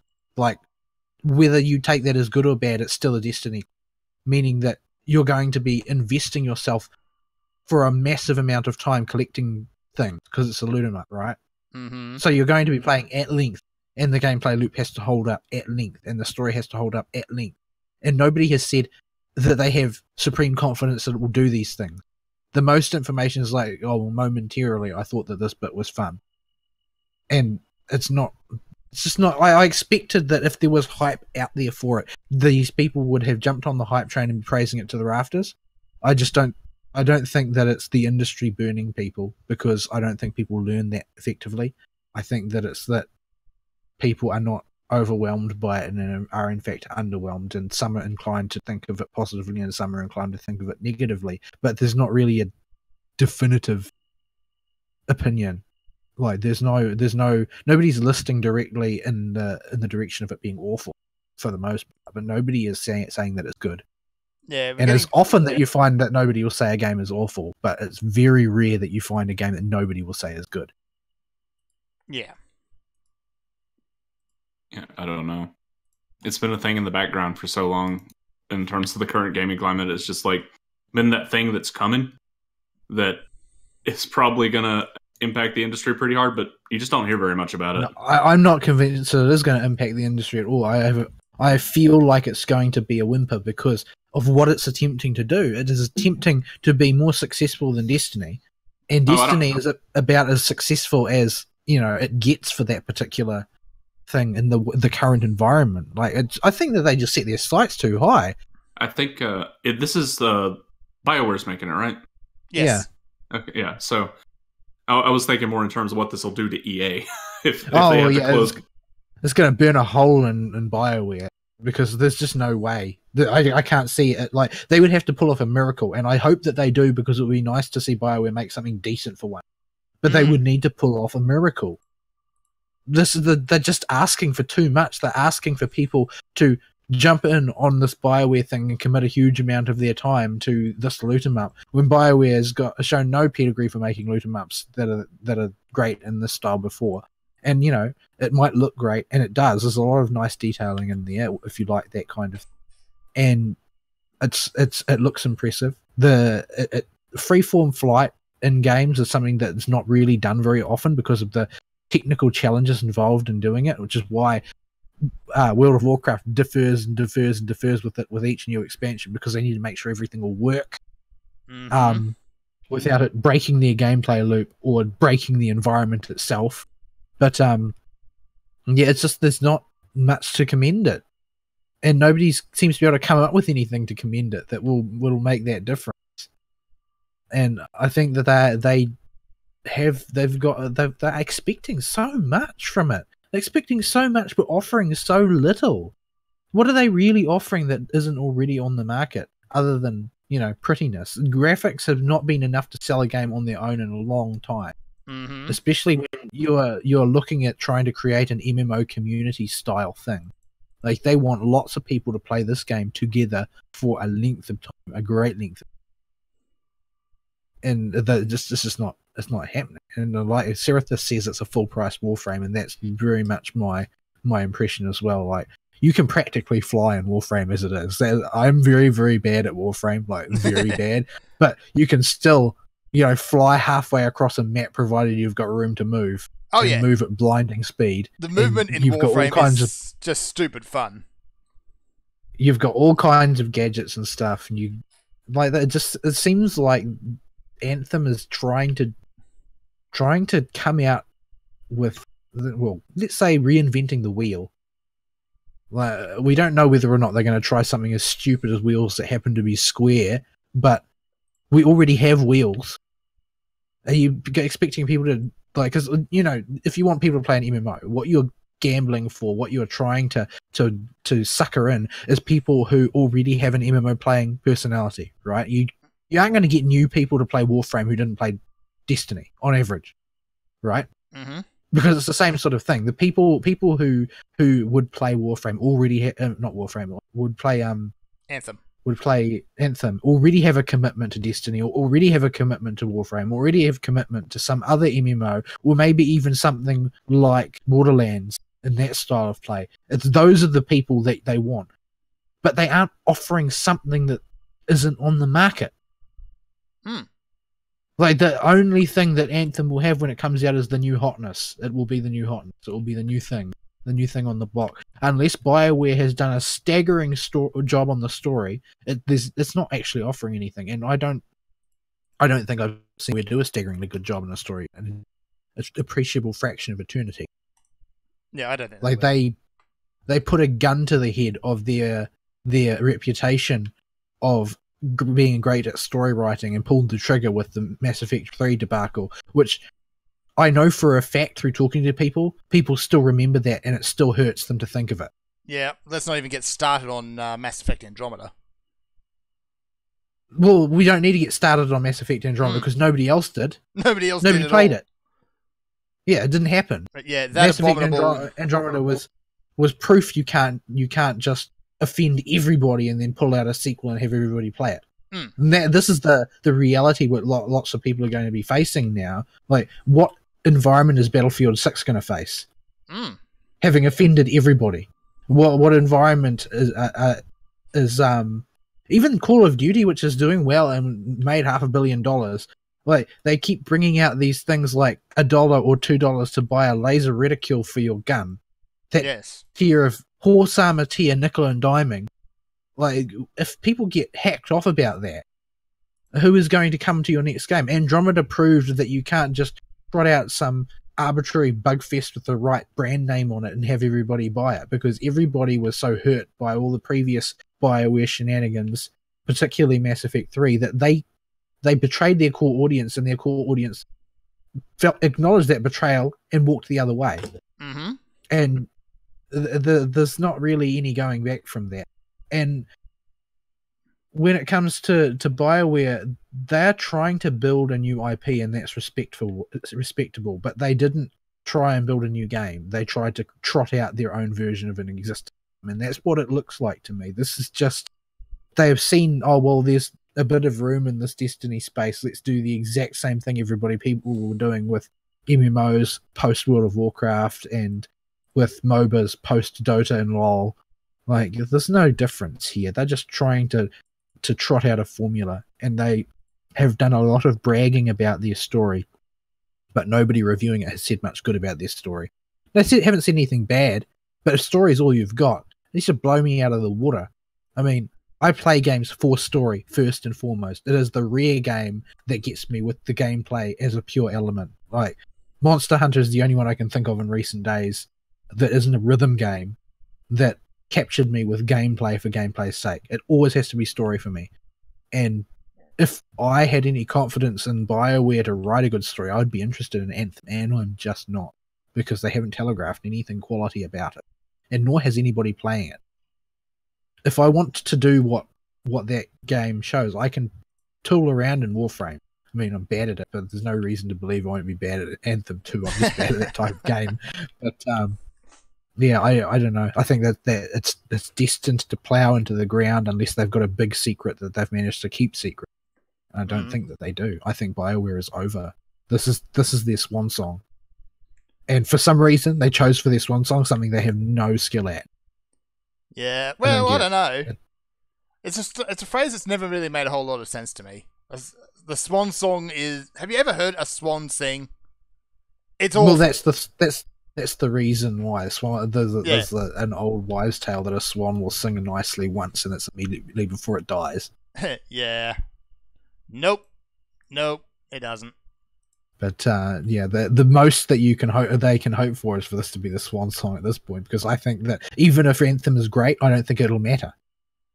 I really honestly don't think it will matter. If it's a spectacular game, I don't think it will matter, because it's not innovative. And it's like that with a lot of the MMOs that came out, right? There was a lot of good things in, say, WildStar, and it tanked horribly. Mismanagement, true, definitely mismanaged. Yep. But there were still good things about it. The problem is that it didn't make people want to play it instead. It can't overcome that previous investment of time. It's not going to do that. You can't just expect that because you make a quality game, it will be acknowledged as a quality game. You've got to think of it in context. It's got to be better than everything else and have more pulling power than everything else. And nobody's excited for Anthem. That's the thing. They must be terrified in the marketing department because there's no hype. Yeah. Where is the hype? You go around YouTube. People are hyped for and, Destiny. Yeah. Look around YouTube, and there is nothing. Like, even Fallout 76, a lot of people were very skeptical about Fallout 76, but at least there was some hype for it. Yeah, there was definitely hype for Fallout 76. The fact that there's no hype for Anthem shows that they've dramatically mismanaged their marketing in some way. They would say they didn't do any, speak of. Because you need hype. Hype is a poisonous thing, but it's also, it also drives you forward. It builds you a space in which to do your promotion. You need that enthusiasm around because enthusiasm is infectious. You need it to spread. Yep. But you need a certain amount of it to get that engine going. You need a critical mass of people who want to talk about your game and are excited to play your game. And I think a lot of that is this weird forced development window that they seem to have had, because Anthem jumped from nobody knows anything about it to it's going to release in 6 months' time with no fanfare whatsoever. There was no big long build up where they progressive and then feature each week to get people's appetites wet and do anything like that. It's just suddenly it's going to come out. Like every time I see, Anthem's coming out on date X, it surprises me again. Like, oh, that close, huh? Man, I remember that was just in the concepting stages at E3. And you know what? It was just in the concepting stages in E3. They had to have an utterly scripted demo in order to demonstrate it functioning, because it was pretty clear there was nothing outside the bounds of the screen. And that was like, the E3 before last. It was just a concept. And it's supposed to be a fully fledged MMO? Like, no, MMOs take 5 to 6 years to develop. If you force that to completion, it's going to be a disaster. And the demo that is live shows that in terms of sheer functionality, it is a disaster. You will never even get to appraise whether it's got a good gameplay loop, whether it's got a good story, if the game doesn't operate. So yeah, we shall see. I'm not honestly expecting high things or big things for Anthem, honestly. It's just, there's no hype. Nobody cares. I mean, make no mistake, I would be really pleased if it was good, because I like loot 'em ups even if I'm bad at them. I like the idea of driving a big robot around and blowing stuff up. Like, and it's co-op oriented as well, which I enjoy. It's got all of the makings in it of a good thing, but so did Destiny 2, which didn't capture me. Yep. I mean, mainly it was because they kept asking me to open my wallet, and I wasn't ready for that. Yeah. But yeah, I think that they've set themselves up in a minefield, and any which way you go, you're going to step on a landmine, and there might be a path out of this minefield, but there also might not. Yeah. We shall see. We shall see. Destiny is also going to be interesting to watch, by the way. Yeah. I'm just getting ready to rag on the loading times for the game when it comes out. Like there are some spots in Destiny I could have dug some enjoyment out of, but the loading times. Not the load times. Those loading times were real. Oh boy. So yeah. Do we have anything else? I do not believe we do. All right. This is the leather jacket. Oh, good grief. I forgot about the jacket. Because Bethesda doesn't know when to quit. Just stop, Bethesda. Please, just stop. Go and just sit and be quiet for a little bit and work on your game. Or just don't make games for a while. Let the public forget you exist, and then you can try out a game. What it really highlights is that they thought that Fallout 76 was going to be an ongoing, multi-platform, multimedia, multi-merchandising proposition of the order of World of Warcraft going forward. That's what they thought. That's why they had all of these useless pieces of garbage chambered and ready to go. Is because they thought that Fallout 76 was going to be it. The thing that would make them infinity dollars forevermore. The thing. That did not happen. That did not happen because the game came out and fell flat on its face. I wonder if it's finally made its way to the $5 shelf. Not yet, but it's getting there. Yeah, I think that it's not making its way to the $5 shelf because it's been taken off shelves. Period. Because it's going to be free to play within 2 months, sort of thing. There was speculation of that happening, but Bethesda has come out and said, no, we are not sending it free to play. But we've seen Todd is a liar. Yeah. Todd is a liar. Yeah, how can you not realize this by now? He does nothing but lie constantly. If he's on a stage or in front of a microphone or camera or even issuing a press statement, he's lying. You can tell he's lying because his lips are moving. Have you seen the video, Fern, of Tell Me Lies, Tell Me Sweet Little Lies? That's just a montage of Todd making promises that he didn't fulfill. I can believe it. I haven't seen it, though. The reality is it's not even the director's or producer's choice whether or not it goes free to play. The CFO will tell the CEO what to do in this case. Because Fallout 76 is a boondoggle. Nobody likes it. It doesn't even matter whether it's good or not. Nobody likes it. Which is not. It's like Octal can rail as much as he wants about how great Fallout 76 supposedly is, and I haven't played it. And frankly, I don't care because it looks like a piece of crap. I have, and it gets bland very quick. But it doesn't actually matter if it's good or not. That has no bearing on whether or not it's going to go free to play in a couple of months. Because game not selling copies, everybody hates it. The press is terrible. Nobody is interested. But what they have surrounding it is a merchandising empire. And the latest entry on this is the world's ugliest premium leather jacket. It looks like it's been slapped together by a bunch of garbage bags. It really does. Like that, I can't help but be amused at the idea that they are willing to market this thing as premium after the canvas bag debacle and after the dark rum debacle, the Nuka dark rum debacle. Worst rum ever, artificial coconut flavoring on top of nasty bathtub hooch. Like that is what they were selling in a plastic case. This is their premium merchandising best they could come up with. People are buying it for the case, and it's just a plastic, broken, cracked piece of garbage. But it shouldn't have been. It shouldn't have been, because there's tons of cool liquor bottles out there. Yeah. JonTron just put out a video about them. He did, actually, yes. About the crystal skulls. I don't follow him. Yeah, I don't follow him. Although he seems to be going from strength to strength as a comedian compared to what he was like as a critic. But yeah, there's plenty of good liquor bottles around. They chose the cheap option. They chose the worst imaginable option.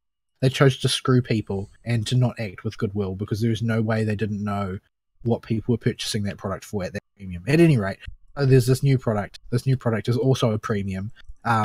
Allegedly, the photographs are actually of the product this time. Unfortunately, that hasn't worked to their advantage since the product is appalling. So what we've got is a leather jacket which is styled in the fashion of in the motif of the Fallout jumps, the Fallout Vault.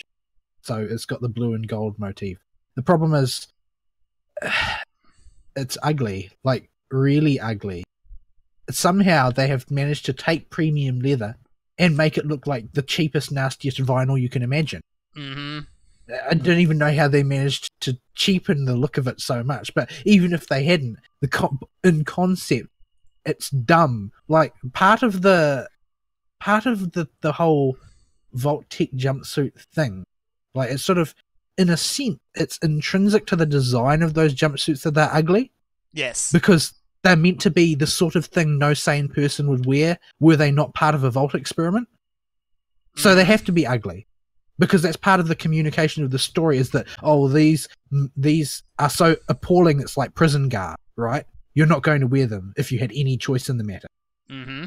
So they seem to have forgotten that, and they're taking this design and they're transplanting it to the gaudiest piece of leather garbage I've ever seen. So structurally it's similar to a leather jacket, but it is an eye-searing shade of ultramarine with shiny gold embellishment to it, like blindingly shiny gold.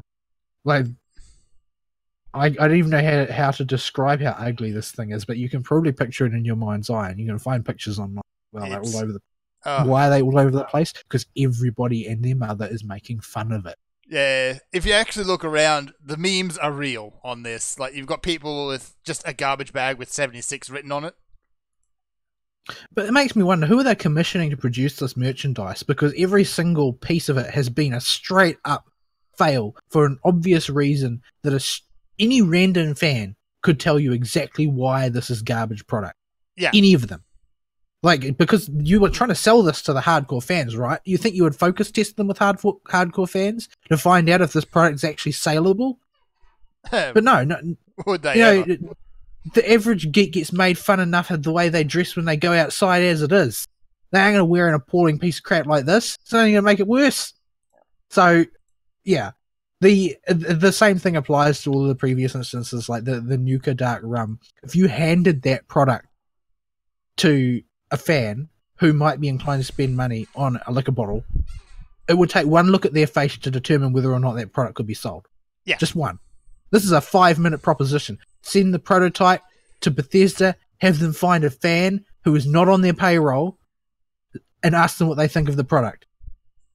That will be all that was necessary, and they would have saved themselves a lot of money and a lot of ridicule.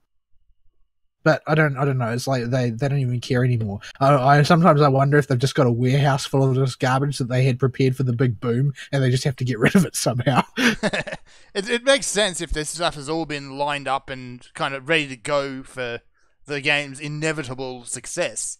But that means it's also too late to hit the abort button when the game flops.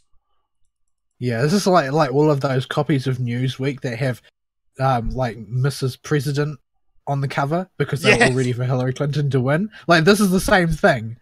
They have got all of this merch, this Fallout 76 branded merch, prepared for the world in which people actually liked that game and it was a smash hit.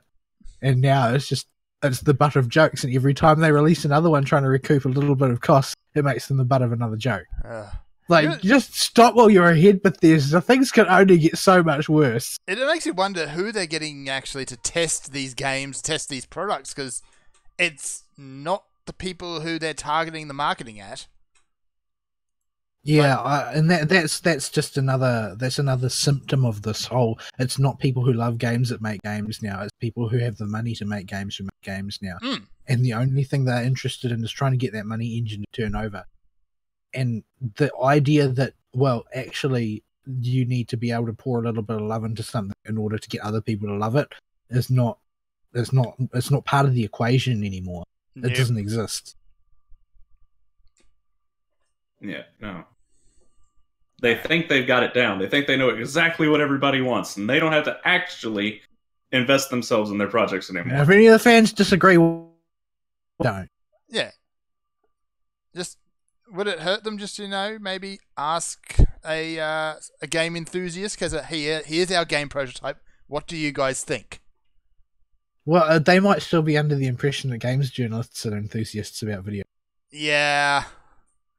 I don't think that's the most charitable way of removing the blame from these companies, is that they're just grossly misinformed and they're being lied to by the people who, 20 years ago actually were gaming enthusiasts, but now are just, dropouts from journalism industry. They don't like games, they hate games. In fact, it's better if gamers wear hideous jackets, because then they can write another polemic about what a bunch of social misfits gamers are, because look, no sane person can go out dressed like that.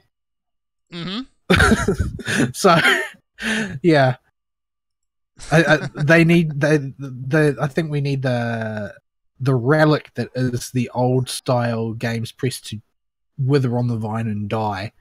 Yeah, in order for there to be any progress here, because they maintain the illusion that the world has not changed. Just remember, games industry, whenever you think, what does the press think? I want 2 words to go through your head. Sodland. Cuphead demo. No, Cuphead demo. That's all you need to think. The tutorial is too hard. The tutorial is too hard. Incidentally, it is probably worth noting that Anthem is, I guess you could call it game journalist difficulty for their demo.